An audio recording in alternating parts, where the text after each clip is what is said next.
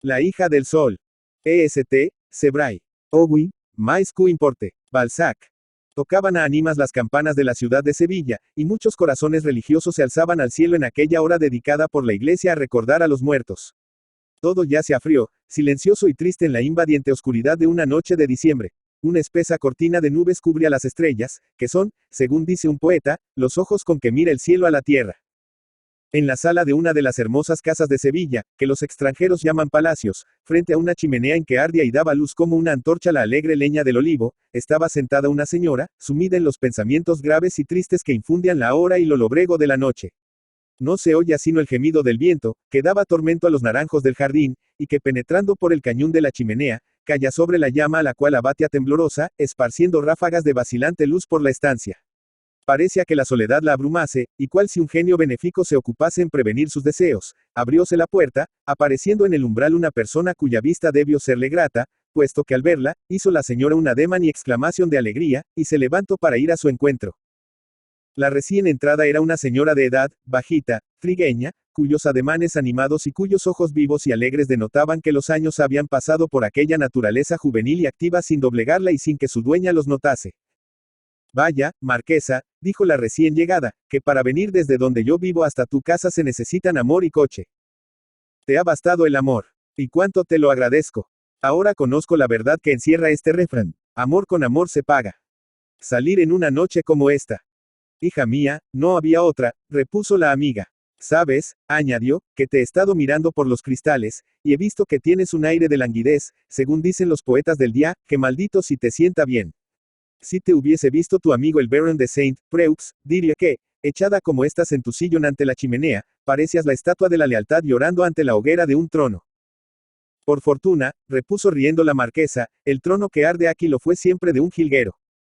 Si te viese Joaquín Becker, le servirías de modelo para algún cuadro de la viuda de Padilla, prosiguió la que había entrado. Desahoga ese buen humor que rebosa en ti como la alegría en los niños, respondió con resignación la marquesa. Tu recomendado Sir Robert Bruce diría al verte, que lo que verdaderamente progresa en el mundo es el spleen. Pero, amiga mía, replicó la marquesa, cuando se tienen penas. Si me hablas de penas, tomo el portante, interrumpió la señora, tengo una cafila de ellas a tu disposición, que me dejo en casa cuando salgo. Vengo a que nos distraigamos un rato en sabrosa platica, como dicen los buenos hablistas, exóticos ya entre nosotros. Dejemos las lamentaciones para Semana Santa. De ningún modo me entretendrías mejor y más a mi gusto, repuso la marquesa, que contándome la historia de aquella hermosa dama que debió a su extraordinaria belleza el nombre por el que fue conocida. La hija del sol, verdad es que prometí referírtela, y cierto es también que nadie te la podrá contar con mejores datos que yo, habiéndolos adquirido en la isla de León, teatro del suceso, donde pasé mi primera juventud, siendo mi padre capitán general del departamento. Sentáronse ambas amigas frente a la chimenea, avivaron el fuego, y la marquesa se puso a escuchar con ansiosa curiosidad el siguiente relato. Quedó viuda la señora de asterisco asterisco asterisco con solo una hija, de tan maravillosa belleza, que mereció el dictado de la hija del sol, por el cual era conocida. Crióla su madre lejos del mundo, en silencio y soledad, velando incesantemente sobre su tesoro, hasta ponerla en manos del hombre digno y honrado que, uniéndose a la hermosa joven, le dio su nombre y hacienda. Don A.F. era un hombre de mérito, y la hija del sol se unió a él, sin desear y sin oponérsele la boda. Siguió en esta ocasión el dictamen de su madre, que nunca había hallado oposición en la dócil niña. Gozaban hacia algún tiempo los esposos de una felicidad sin nubes, cuando un acaecimiento, inútil de referir, obligó a Don A.F. a hacer un viaje a La Habana. Entonces rogó a su suegra que se encargase de su hija, y la llevase fuera de Cádiz durante su ausencia. Hacíalo, porque en aquella época, por los años de 1764, era Cádiz rica y poderosa, y el oro arrastraba en pos de sí ese lujo, esos placeres, esas vanidades, esa embriaguez y esas pasiones que son su séquito ordinario. Para alejarse de este foco de seducciones y peligros, Don A.F. le suplicó que se trasladasen a la isla, ciudad de arsenales y de marina, vasta y solitaria, porque Cádiz lo absorbía todo en sus cercanías. Mientras un barco salía lentamente de la bahía de Cádiz, entonces animada como una feria, una berlina con 4 caballos, cuyos cascabeles sonaban alegremente, corría por el arrecife que conduce de Cádiz a la isla, y que se alza entre 2 mares, que se unen tanto en las altas mareas, que entonces, más que camino, parece el arrecife puente. En la berlina se hallaban 2 señoras, la una anciana, cuyo semblante expresaba cuidados y zozobras, la otra joven y hermosa, cuyo rostro estaba bañado de lágrimas. Frente de ambas iba sentada una negra un joven, doncella y compañera desde su infancia de la que lloraba. La que por sus visajes, gracias y niñerías logró que a una legua de Cádiz las lágrimas de su ama llegaran a secarse, y que una sonrisa reemplazase los suspiros que antes salían de sus labios. La isla de León es una ciudad larga y angosta, que se levanta blanca y brillante entre los montones de sal, como un cisne rodeado de sus polluelos.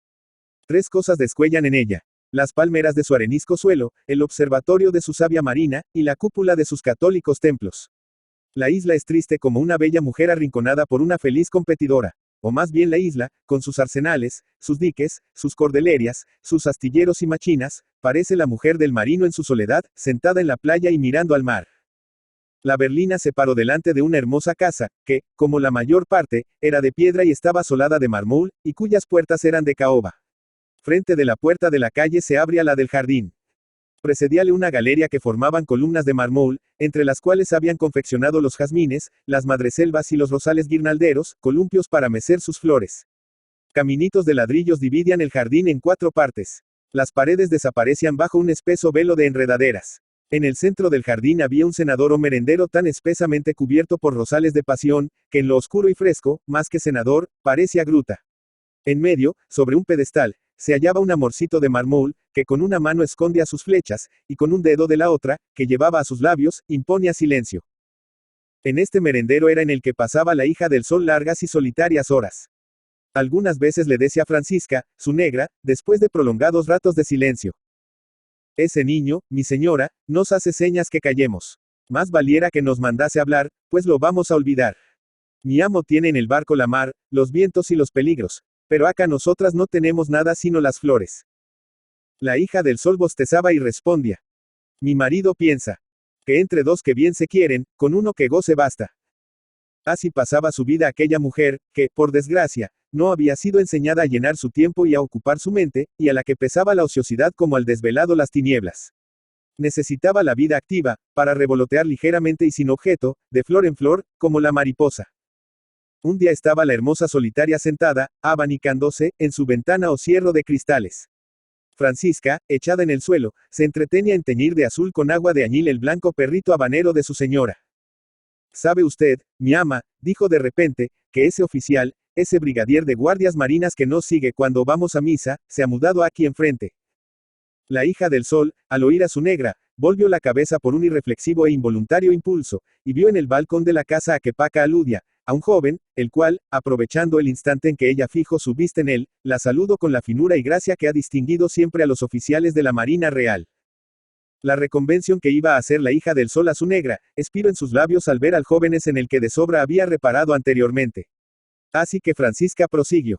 Se llama D. Carlos de las Navas, tiene 24 años, y es el mejor mozo de la brigada. Es tan bueno y tan llano, que todo el mundo le quiere. Parece que estás muy impuesta en todo lo concerniente a ese caballero, dijo su ama interrumpiendo a la negra. Pero como todo eso ni me atañe ni me importa, guárdalo para ti y otros curiosos. Aquí tiene mi ama a su perrito, más azul que una pervinca, dijo la humilde muchacha para distraer a su ama. Pero la hija del sol no pensaba ni en el perrito azul, ni en su doncella negra.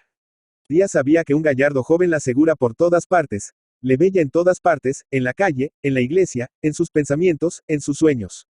Ahora se le encuentra alojado frente a su ventana. Se le han nombrado, se halla casi en relaciones con él, por medio de un saludo que no ha podido excusar. De más está el que se añada que las Navas, que fue uno de los más cumplidos caballeros de su época, al ver a la hija del sol, había concebido por ella una de aquellas pasiones que en tiempos en que no absorbía la política completamente a los hombres, henchían y exaltaban sus almas a punto de intentar lo imposible, movidos por ellas. Mucho tiempo fueron inútiles todas sus gestiones, porque a la hija del sol habían sido infundidos principios religiosos, que si no siempre alcanzan, en vista de la fragilidad humana, a evitar una culpa, siempre llegan a enmendarla o a corregirla. Las Navas estaba desesperado. La hija del sol, por su parte, había trocado su anterior tranquilo fastidio por un constante dolor que la consumía. Francisca, la negra, llena de compasión por los sufrimientos de ambos, y cediendo a sus instintos de raza incivilizada, sin reflexionar en la culpable causa de estos voluntarios sufrimientos, ni en las trascendentales consecuencias de su necia complacencia, cedió a los ruegos de las Navas, y una noche en que estaba su ama tristemente sentada en el cenador del jardín, le abrió una puertecita que éste tenía, y que daba a la Albina, sitio solitario y pantanoso que se extiende entre la isla y el mar. Es una verdad muy conocida la de que el primer paso es el que cuesta. La puerta que tan imprudentemente abrió la negra, lo fue ya cada noche. En aquella galería, poco a tan sola y vacía. Entre aquellas flores, poco a tan desdeñadas. A la claridad de aquella luna, poco a tan desatendida, pasaban los amantes noches de encanto, y cuya felicidad adormece hasta la conciencia. De esta suerte pasó un año. Entonces acaeció que el capitán general del departamento, que había ido a Jerez, murió allí repentinamente. Toda la brigada de guardias marinas tuvo que trasladarse a aquel pueblo para acompañar el entierro. Esta ausencia, por corta que fuese, causó un vivo dolor en dos seres que había un año que no podían vivir sino en la misma atmósfera, y para los cuales era la ausencia un compuesto de dolor, de inquietud, de ansiedad, de temor y de celos. En la noche del segundo día estaba sentada la hija del sol en la galería de su jardín. Francisca lo estaba a sus pies. La luna se levantaba pura y tranquila, como un corazón exento de pasiones y de inquietudes. Mi ama, dijo Francisca, poniéndose de un salto en pie, ahí está el señorito de las Navas. ¿No ha oído su merced la señal? No es posible, Francisca, respondió azorada y con corazón palpitante la hija del sol. Escuche, mi ama, escuche, repuso la negra. La hija del sol aplicó el oído, y oyó distintamente el silbido particular que usaba las Navas para darse a conocer. Francisca corrió a buscar la llave del postigo, corrió hacia él, lo abrió, y las Navas, envuelto en su capa, entró con paso acelerado. Pero Francisca no pudo volver a cerrar el postigo, porque le empujaron dos hombres que entraron y siguieron a las Navas. Sobrecogida de un asombro que la paralizó, la negra no pudo ni moverse, ni gritar. Los que habían entrado alcanzaron a las Navas, y antes que pudiese defenderse ni parar el golpe, le clavaron sus puñales en el pecho. Las Navas cayó sin dar un gemido. Cuando le vieron tendido en el suelo, los asesinos huyeron. Por algún tiempo el más profundo silencio siguió reinando en aquel lugar, mudo testigo de la catástrofe. Francisca permanecía paralizada bajo la doble impresión del espanto y del horror. La hija del sol yacía desmayada sobre las gradas de mármol de la galería. Las Navas no daba señal de vida. La luna plateaba tranquilamente este cuadro, y las flores lo embalsamaban. Al cabo de un rato, vuelta Francisca en sí por la activa angustia que sucedió a su pánico espanto, vuela hacia su ama, a quien ya mira deshonrada y perdida, la coge en sus brazos, la despierta, la anima. Ama mía, exclama, sois perdida si aquí hallan ese cadáver. Ama mía, vuestra honra y vuestra suerte dependen de lo que podamos hacer en estos momentos, y son contados. Es preciso sacar de aquí ese cadáver que os compromete. Valor, mi señora, valor. Si no lo hicieseis por vos, hacedlo por el amo. Saquemos de aquí ese cadáver para evitar el escándalo y la afrenta. Ayudadme a arrastrarlo a la albina, que yo no puedo hacerlo sola. Y la valerosa negra arrastra a su infeliz ama, y la obliga a ayudarle a arrastrar el cadáver a la albina. Basta, que no puedo más, gemía su ama. Más todavía, mi señora, replicaba con angustia la negra, queréis aparecer ante los tribunales. Y las dos, dominando su dolor, su asombro y su flaqueza, volvían a coger el yerto cadáver para alejarlo más de allí. Después Francisca, sosteniendo a su señora, la arrastra a su cuarto, la acuesta, vuelve al jardín, echa agua sobre las manchas de sangre, y hace desaparecer todo rastro, todo vestigio de aquel lúgubre crimen, con esa energía, hija del cariño, que es la más perseverante. Regresa al lado de su señora, y al verla tendida, tan blanca y tan inmóvil como si fuese aquel lecho su féretro, cae de rodillas, y elevando hacia su señora sus temblorosas manos, prorrumpe en sollozos exclamando, ama mía, yo os perdí. No, Francisca, no, murmuró su señora, me ha salvado. Y echando uno de sus brazos de marfil al cuello de ébano de la esclava, la atrajo así prorrumpiendo en sollozos. Ya viene el alba, dijo poco después Francisca, que fue a abrir las ventanas, como para poner cuanto antes fin a aquella espantosa noche. Por más que digan los poetas, que por lo regular no conocen al alba sino de oídas, el alba es triste. Cuando el día cae, todo se prepara al reposo. Al alba todo se prepara al trabajo y al sufrimiento. La luz del día alumbra una ciudad muerta. Tanto brillo en el cielo y tanto silencio en la tierra contrastan penosamente. La hija del sol, bella y silenciosa, se parece a esa madrugada sin vida. Francisca la obligó a levantarse y a sentarse en su cierro de cristales, como tenía de costumbre, para evitar toda sospecha. Francisca entraba y salía en el gabinete. ¿Qué se dice?, le preguntaba su señora a media voz. Todavía nada, respondía Francisca en el mismo tono. Dios santo, ese cadáver abandonado, gemía la infeliz. Francisca cruzaba las manos y le hacía seña de que callase, señalándole a su madre, que rezaba tranquilamente sentada en el canape. De repente se oyeron los brillantes y animados sonidos de la música militar. Era la brigada de marina, que regresaba de Jerez. Cada nota de la música, que tantas veces había oído cuando precedía a la brigada, y a su cabeza venía el hombre a quien amaba, y que ahora yace muerto y abandonado cadáver en la albina. Cada una de estas notas es un puñal que se clava y destroza el corazón de la infeliz mujer, en la que hasta su dolor es un delito. De repente, aquella mujer que gemía quedase muda, sus ojos se abren espantados y fijos, un temblor convulsivo se apodera de ella, y solo tiene acción para extender el brazo con un ademán lleno de espanto hacia la calle. Francisca se arroja al cierro, y sigue con la vista la dirección que indican el brazo y las miradas de su ama, y ve a las Navas a la cabeza de su brigada, que en aquel instante alza la cabeza, sonríe y saluda alegremente a su amada. Francisca da un grito, y cae sin sentido. La hija del sol, fuera de sí, clama al cielo pidiendo misericordia. Refiere a voces lo acaecido aquella noche, la creen loca, y su madre manda llamar a un facultativo. Pero Francisca, vuelta en sí, confirma la relación de su ama. Van a la albina, pero allí no se halla cadáver alguno. Preguntan a las Navas. Este no ha faltado, no ha podido faltar de Jerez. Lo que confirman unánime sus compañeros.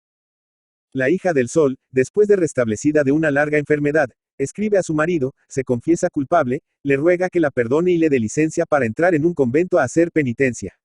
El marido le da esta licencia, la bula es otorgada, y la hija del sol entró y profesó en las Descalzas de Cádiz, en el que, después de una vida ejemplar, murió como una santa. Francisca la siguió al convento. ¿Y cómo se explicó eso? Preguntó con profundo interés la marquesa a su amiga cuando ésta hubo concluido. Esto no se explicó nunca para los incrédulos, pero sí muy luego a las almas creyentes, respondió su amiga. Nota. Esta relación es verídica. La hija del sol nació en 1742, y murió monja descalza en Cádiz en 1801, a los 58 años de edad. El señor de Francisco Micón, Márquez del Mérito, compuso a la hija del sol, cuando profesó, el siguiente soneto, que si bien no tiene mucho del título de su autor, puede servir de comprobante a lo referido. A la hija del sol. Soneto. Ya en sacro velo esconde la hermosura en sayal tosco garbo y gentileza la hija del sol, a quien por su belleza así llamo del mundo la locura. Entra humilde y contenta en la clausura, huye la mundanal falaz grandeza, triunfadora de sí, sube a la alteza de la santa mansión segura. Nada pueden con ella el triste encanto del siglo, la ilusión y la malicia, antes los mira con horror y espanto. Recibe el parabién, feliz novicia, y recibe también el nombre santo de hija amada del que es sol de justicia. Fernán Caballero. Fernán Caballero era el seudónimo utilizado por la escritora española Cecilia Bol de Faber y Ruiz de la Rea, Morges, Cantón de Vaud, Suiza, 24 de diciembre de 1796, Sevilla, España, 7 de abril de 1877. Cultiva un pintoresquismo de carácter costumbrista y cuya obra se distingue por la defensa de las virtudes tradicionales, la monarquía y el catolicismo. Cecilia, nacida en Morges, Suiza, el 24 de diciembre de 1796, era hija del cónsul Juan Nicolás Bol de Faber, hombre de negocios que dirige a los intereses comerciales de la casa, Bol Hermanos, fundada en Cádiz por su padre, conocido miembro de la burguesía hamburguesa, y doña Francisca Javiera de la Rea Eran Moloní, llamada por sus amigos y familiares, doña Francisca. O Frasquita Larrea, tomó el seudónimo de la población ciudadrealeña de Fernán Caballero. El motivo de su seudónimo según ella es, gustóme ese nombre por su sabor antiguo y caballeresco, y sin titubear un momento lo envía a Madrid, trocando para el público, modestas faldas de Cecilia por los castizos calzones de Fernán Caballero.